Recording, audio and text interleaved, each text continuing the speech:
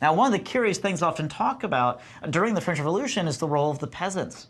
And it's interesting that the peasants, who were essentially the farmers, they were essentially what we call that yeoman. They were a type of middle class themselves throughout France and throughout the countryside and the rural areas, who gathered in the various villages of France. These peasants were largely at this point independent of lords. They were largely independent of Paris. They often owned their own land and had to pay very little rent or pay very little service to their local lord. In fact, the peasants actually had it quite good.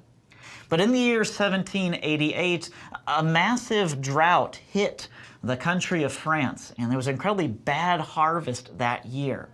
That combined at the same time with a slowdown in the trade with the United States. Prior to this, the U.S. had been France's best trading partner, or one of its best trading partners. And because of the fact that Britain didn't like the U.S.